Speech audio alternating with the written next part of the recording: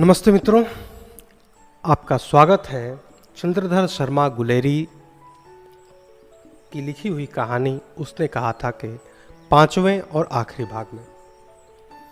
मृत्यु के कुछ समय पहले स्मृति बहुत साफ हो जाती है। जन्म भर की घटनाएं एक एक करके सामने आती हैं। सारे दृश्यों के रंग साफ होते हैं। समय की धुंध बिल्कुल उन पर से हट जाती है। लहना सिंह 12 वर्ष का है। अमृतसर में मामा के यहाँ आया हुआ है। दही वाले के यहाँ, सब्जी वाले के यहाँ, हर कहीं उसे एक 8 वर्ष की लड़की मिल जाती है। जब वह पूछता है कि तेरी कुर्माई हो गई, तब थत कहकर वह भाग जाती है। एक दिन उसने वैसे ही पूछा तो उसने कहा, हाँ कल हो गई। देखते नहीं यह रेशम के फूलों वाला सालू। सुनते ही लहना सिंह को दुख हुआ, क्रोध हुआ। क्यों हुआ? वजीरा सिंह पानी पिला दे। 25 वर्ष बीत गए। अब लहना सिंह नंबर 77 राइफल्स में जमादार हो गया। उस 8 वर्ष की कन्या का ध्यान ही न रहा। न मालूम वह कभी मिली थी या नहीं। 7 दिन की छुट्टी लेकर जमीन के मुकदमे की पैरवी करने वह अपने घर गया, जहां रेजिमेंट के अफसर की चिट्ठी मिली कि फौज लाम पर जाती है, फौरन चले आओ। साथ ही सूबेदार हजारा सिंह की चिट्ठी मिली कि मैं और बोध सिंह भी लाम पर जाते हैं। लौटते हुए हमारे घर होते जाना, साथ चलेंगे। सूबेदार का गांव रास्ते में पड़ता था और सूबेदार उसे बहुत चाहता था। लहना सिंह सूबेदार के यहाँ पहुंचा। जब चलने लगे तब सूबेदार बेढ़े में से निकलकर आया। बोला, लहना, सूबेदारनी तुमको जानती है, बुलाती है, जा मिल आ। लहना सिंह भीतर पहुंचा। सूबेदारनी मुझे जानती है? कब से? रेजिमेंट के क्वार्टरों में तो कभी सूबेदार के घर के लोग रहे नहीं। दरवाजे पर जाकर मत्था टेकना कहा। आशीष सुनी। लहना सिंह चुप। मुझे पहचाना नहीं। तेरी कुड़माई हो गई? धत, कल हो गई। देखते नहीं रेशमी बूटों वाला सालू अमृतसर में। भाव की टकराहट से मूर्छा खुली, करवट बदली, पसली का घाव बह निकला। वजीरा पानी पिला, उसने कहा था। स्वप्न चल रहा है, सूबेदारनी कह रही है। मैंने तेरे को आते ही पहचान लिया। एक काम कहती हूँ, मेरे तो भाग फूट गए।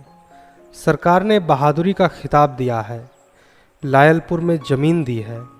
आज नमक हलाली का मौका आया है, पर सरकार ने हम तीमियों की एक घघरिया पलटन क्यों न बना दी, जो मैं भी सूबेदार जी के साथ चली जाती।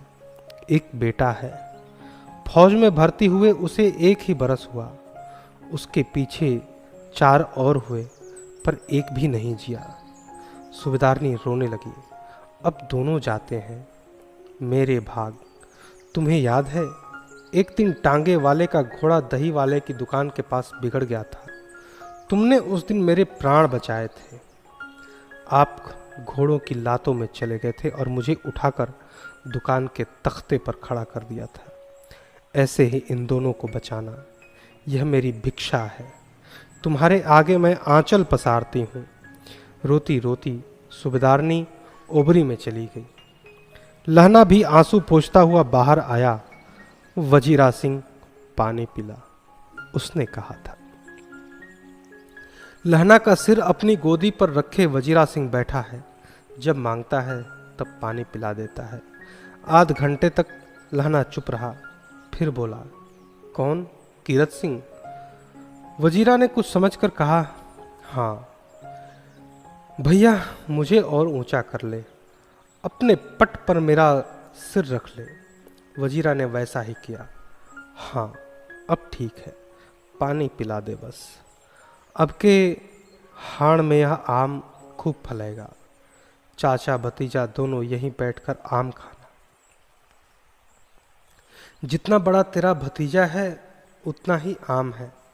जिस महीने उसका जन्म हुआ था उसी महीने में मैंने इसे लगाया था। वजीरा सिंह के आंसू टप टप टपक रहे थे।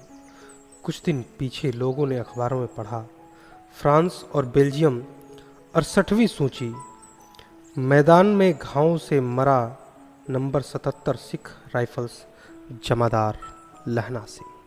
दोस्तों, ये था उसने कहा था कहानी का 5वां और आखिरी भाग। बस इस कहानी को बार बार सुनता हूँ, बार बार पढ़ता हूँ और यह कहानी हृदय के उसी मर्म को पुनः छू लेती है।